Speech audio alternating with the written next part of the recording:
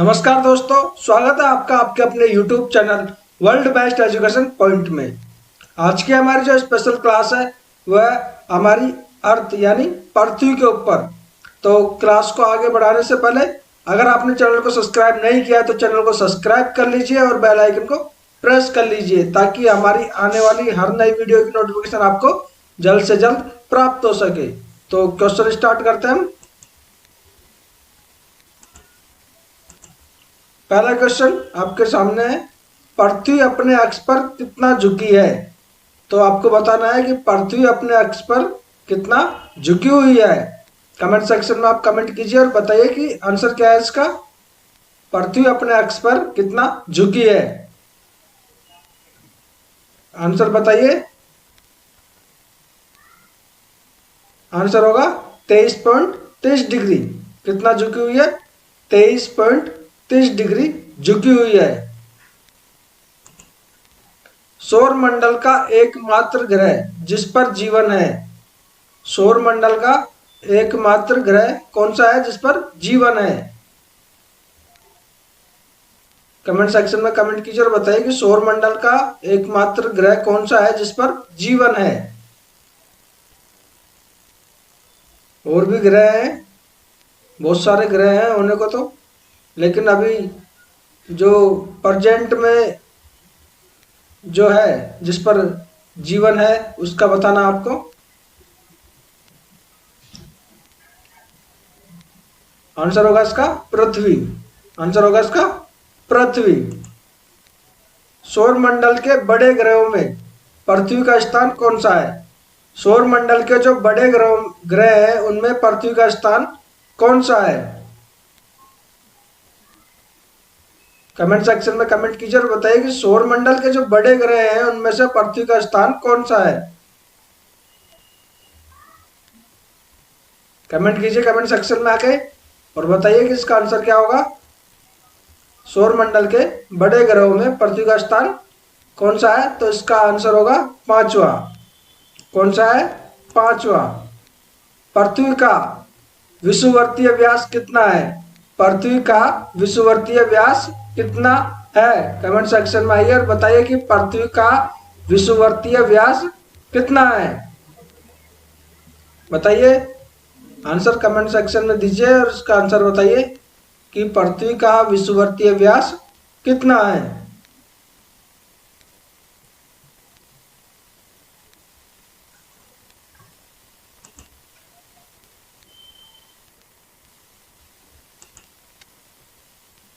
कितना है? तो ये है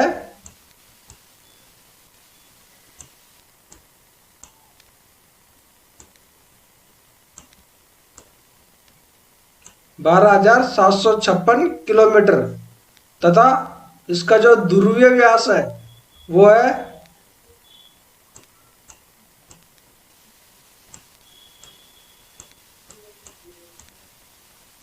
12,714।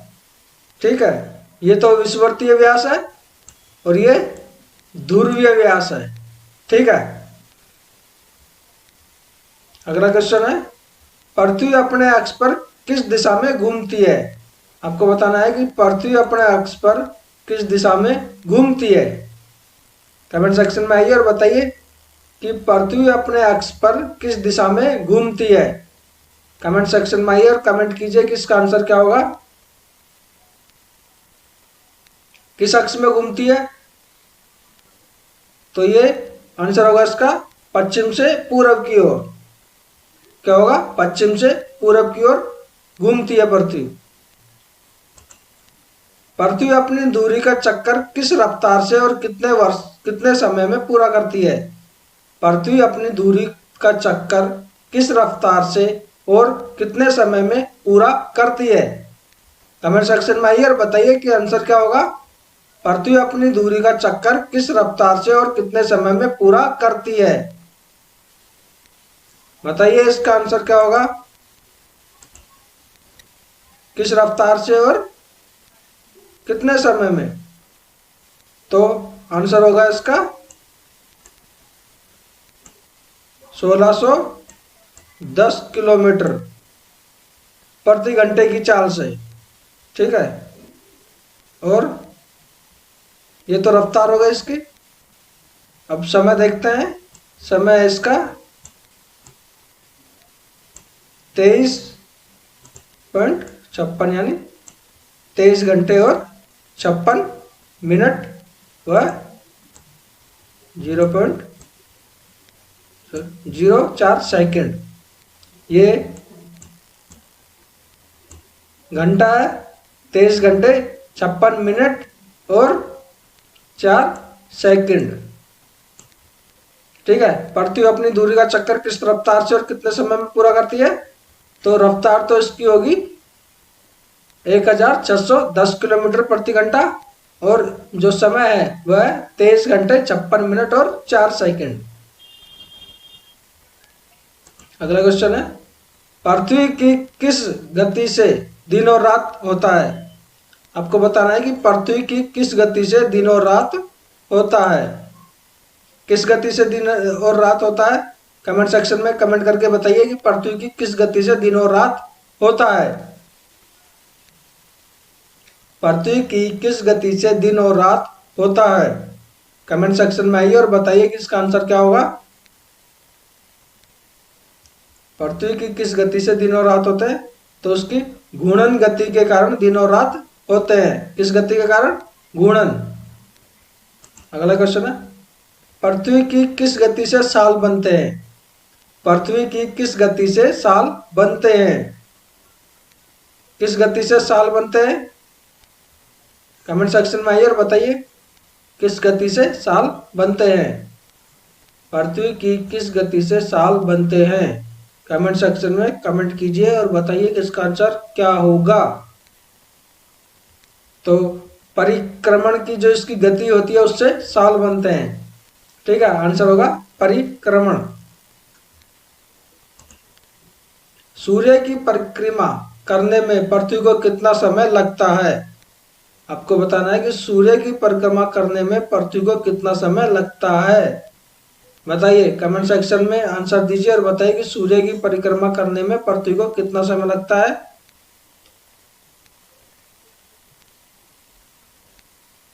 कमेंट सेक्शन में कमेंट कीजिए। तो आंसर होगा इसका 365 दिन 5 घंटे और 48 मिनट और 46 सेकंड। क्या होगा? 365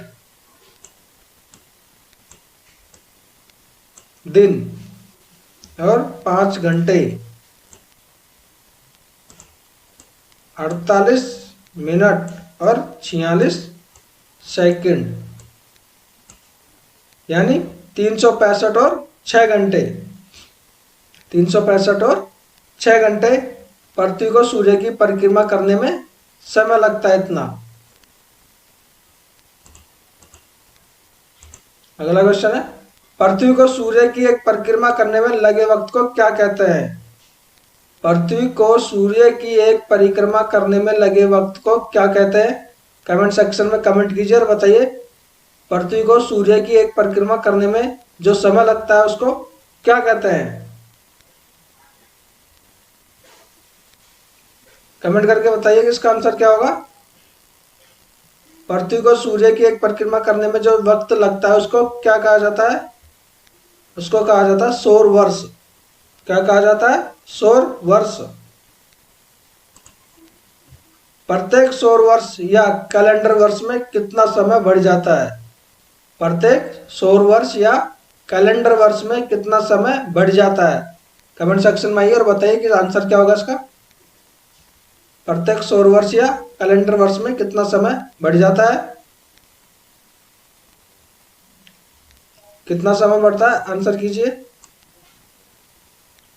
प्रत्येक सौर वर्ष या कैलेंडर वर्ष में कितना समय बढ़ता है? आंसर होगा इसका 6 घंटे। कितना समय बढ़ता है? 6 घंटे। आकार और बनावट की दृष्टि से पृथ्वी किस ग्रह के समान है? आकार और बनावट की दृष्टि से पृथ्वी किस ग्रह के समान है? कमेंट सेक्शन में आइए और बताइए कि पृथ्वी किस ग्रह के समान है आकार और बनावट की दृष्टि से। आकार और बनावट की दृष्टि से पृथ्वी किस ग्रह के समान है? कमेंट सेक्शन में कमेंट कीजिए और बताइए कि आंसर क्या होगा। तो आंसर है इसका शुक्र ग्रह। आकार और बनावट की दृष्टि से पृथ्वी शुक्र ग्रह के समान है। पृथ्वी को नीला ग्रह किस कारण से कहा जाता है? पृथ्वी को नीला ग्रह किस कारण से कहा जाता है? कमेंट सेक्शन में कमेंट कीजिए और बताइए कि पृथ्वी को नीला ग्रह क्यों कहा जाता है। पृथ्वी को नीला ग्रह क्यों कहा जाता है? अगर अभी तक आपने चैनल को सब्सक्राइब नहीं किया है तो चैनल को सब्सक्राइब कर लीजिए और बेल आइकन को प्रेस करना ना भूलें। तो आंसर बताइए इसका। आंसर होगा पानी की उपस्थिति के कारण। आंसर होगा पानी की उपस्थिति के कारण पृथ्वी नीली दिखाई देती है, इसलिए पृथ्वी को नीला ग्रह कहा जाता है। सूर्य के बाद पृथ्वी का सबसे निकट का तारा कौन सा है? सूर्य के बाद पृथ्वी का सबसे निकट का तारा कौन सा है? कमेंट सेक्शन में आइए और बताइए कि सूर्य के बाद पृथ्वी का सबसे निकट का तारा कौन सा है। आपको उस तारे का नाम बताना है। सूर्य के बाद पृथ्वी का सबसे निकट का तारा कौन सा है? आंसर होगा प्रॉक्सिमा सेंचुरी। प्रॉक्सिमा सेंचुरी ये सूर्य के बाद में पृथ्वी का सबसे निकट का तारा है। पृथ्वी का एकमात्र उपग्रह कौन सा है? पृथ्वी का एकमात्र जो उपग्रह है वो कौन सा है? कमेंट सेक्शन में कमेंट करके बताइए। पृथ्वी का एकमात्र उपग्रह। पृथ्वी का एकमात्र उपग्रह कौन सा है? कमेंट सेक्शन में कमेंट कीजिए। पृथ्वी का एकमात्र उपग्रह चंद्रमा। कौन सा है? चंद्रमा है। चंद्रमा की सतह और उसकी आंतरिक स्थिति का अध्ययन करने वाला विज्ञान क्या कहलाता है? चंद्रमा की सतह और उसकी आंतरिक स्थिति का अध्ययन करने वाला विज्ञान क्या कहलाता है? कमेंट सेक्शन में कमेंट कीजिए और बताइए कि चंद्रमा की सतह और उसकी आंतरिक स्थिति यानी अंदर की स्थिति बताने का अध्ययन करने वाला विज्ञान क्या कहलाता है? कमेंट सेक्शन में कमेंट करके बताइए। चंद्रमा की सतह और उसकी आंतरिक स्थिति का अध्ययन करने वाला विज्ञान क्या कहलाता है? सेलेनोलॉजी। लॉजी यानी अध्ययन और चंद्रमा और उसकी सतह का अध्ययन कहलाता है सेलेनो। चंद्रमा को बोलते हैं सेलेनो और उसका अध्ययन लॉजी, तो सेलेनोलॉजी। चंद्रमा पर धूल के मैदानों को क्या कहते हैं? चंद्रमा के ऊपर जो धूल के मैदान है उनको क्या कहेंगे? कमेंट सेक्शन में कमेंट करके बताइए कि चंद्रमा पर जो धूल के मैदान है उनको क्या कहते हैं? चंद्रमा पर जो धूल के मैदान है उनको क्या कहते हैं? कमेंट सेक्शन में कमेंट कीजिए। चंद्रमा पर धूल के मैदान क्या कहेंगे हम उसे? कमेंट सेक्शन में कमेंट कीजिए और बताइए कि चंद्रमा पर जो धूल के मैदान होते हैं उनको क्या कहते हैं। तो चंद्रमा पर जो धूल के मैदान होते हैं उनको शांति सागर कहा जाता है। क्या कहा जाता है? शांति सागर। जीवाश्म ग्रह किसे कहा जाता है? जीवाश्म ग्रह किसे कहा जाता है? कमेंट सेक्शन में आइए और बताइए कि जीवाश्म ग्रह किसे कहते हैं। जीवाश्म ग्रह किसे कहा जाता है? आंसर दीजिए। जीवाश्म ग्रह किसे कहा जाता है? तो चंद्रमा को जीवाश्म ग्रह कहा जाता है। चंद्रमा किसकी रोशनी से चमकता है? चंद्रमा किसकी रोशनी से चमकता है? Very simple question. तो बताइए कमेंट सेक्शन में किस आंसर क्या होगा इसका कि चंद्रमा किसकी रोशनी से चमकता है? किसकी रोशनी चमकता है? कमेंट सेक्शन में कमेंट कीजिए। चंद्रमा किसकी रोशनी से चमकता है? आंसर होगा सूर्य की रोशनी से। किसकी रोशनी से चमकता है? सूर्य की रोशनी से। समुद्र में उठने वाले ज्वार भाटे की वजह क्या है? समुद्र में जो ज्वार भाटे उठते हैं उसकी वजह बतानी है कि किस वजह से वो उठते हैं। कमेंट सेक्शन में कमेंट कीजिए और बताइए कि समुद्र में जो ज्वार भाटे उठते हैं उनकी वजह क्या है। चैनल को अगर अभी तक आपने सब्सक्राइब नहीं किया तो चैनल को सब्सक्राइब कर लें और बेल आइकन को प्रेस कर लें। साथ ही वीडियो पर लाइक कमेंट करना ना भूलें। समुद्र में उठने वाले ज्वार भाटे की वजह, तो इसकी अपेक्षा जो है कि सूर्य और चंद्रमा की जो शक्तियाँ होती है उनका अनुपात 11.5 होता है, तब ये ज्वार भाटे उत्पन्न होते हैं। ये अपेक्षित सूर्य एवं चंद्रमा की शक्तियों का अनुपात 11.5 होता है, जिसके कारण ज्वार भाटे उत्पन्न होते हैं। चंद्रमा पर पाए जाने वाले चट्टानों में किस धातु की मात्रा सबसे अधिक है। चंद्रमा पर पाए जाने वाले चट्टानों में किस धातु की मात्रा सबसे अधिक है। कमेंट सेक्शन में कमेंट करके बताना है कि चंद्रमा के ऊपर जो ज्वार चट्टानें होती है उनमें किस धातु की मात्रा सबसे अधिक होती है। तो आंसर होगा इसका टाइटेनियम। किसकी मात्रा सबसे अधिक होती है? टाइटेनियम की। पृथ्वी से चंद्रमा का कितना प्रतिशत भाग दिखाई देता है। पृथ्वी से अगर हम चंद्रमा को देखेंगे तो उसका कितना भाग हमें दिखाई देगा। कमेंट सेक्शन में कमेंट करके बताइए कि पृथ्वी से चंद्रमा का कितना प्रतिशत भाग दिखाई देता है। कमेंट कीजिए और बताइए कि इसका आंसर क्या होगा। तो आंसर होगा इसका 57%। कितना? 57% भाग हमें चंद्रमा का दिखाई देता है। चंद्रमा धरती की परिक्रमा एवं घूर्णन कितने दिनों में करता है। चंद्रमा पृथ्वी की परिक्रमा एवं घूर्णन यानी घूमना कितने दिनों में करता है। कमेंट सेक्शन में कमेंट कीजिए और बताइए कि चंद्रमा पृथ्वी की परिक्रमा एवं घूर्णन कितने दिनों में करता है। आंसर होगा इसका 27 दिन और 8 घंटे में। कितना? 27 दिन और 8 घंटे में। चंद्रमा का सबसे ऊंचा पर्वत कौन सा है। चंद्रमा का सबसे ऊंचा पर्वत कौन सा है। कमेंट सेक्शन में कमेंट करके बताइए कि आंसर क्या होगा इसका। चंद्रमा का सबसे ऊंचा पर्वत कौन सा है। कमेंट सेक्शन में कमेंट कीजिए।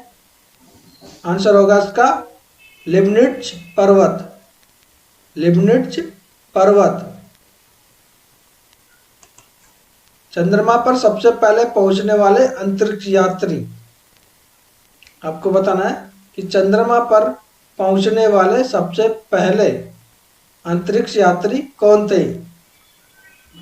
कमेंट सेक्शन में कमेंट कीजिए और बताइए कि चंद्रमा पर सबसे पहले पहुंचने वाले अंतरिक्ष यात्री कौन थे। आंसर होगा नील आर्मस्ट्रांग एवं सर एडविन एल्ड्रिन। कौन कौन थे? नील आर्मस्ट्रांग एवं सर एडविन एल्ड्रिन। ठीक है। अगला होगा हमारा, चंद्रमा पर कब अंतरिक्ष यात्रियों ने पहुंचने में सफलता पाई। चंद्रमा पर कब अंतरिक्ष यात्रियों ने पहुंचने में सफलता पाई। कमेंट सेक्शन में कमेंट कीजिए और बताइए कि आंसर क्या होगा। चंद्रमा पर कब अंतरिक्ष यात्रियों ने पहुंचने में सफलता पाई। कमेंट सेक्शन में कमेंट कीजिए और बताइए कि आंसर क्या होगा। चंद्रमा पर कब अंतरिक्ष यात्रियों ने पहुंचने में सफलता पाई थी। तो आंसर होगा 21 जुलाई 1969 ईस्वी में। कितना? 21 जुलाई 1969 में। चंद्रमा पर पहली बार पहुंचने वाले अंतरिक्ष यात्री किस यान से गए थे। चंद्रमा पर पहली बार पहुंचने वाले अंतरिक्ष यात्री किस यान से गए थे। कमेंट सेक्शन में कमेंट करके बताना है। चंद्रमा पर पहली बार पहुंचने वाले अंतरिक्ष यात्री किस यान से गए थे। आंसर होगा अपोलो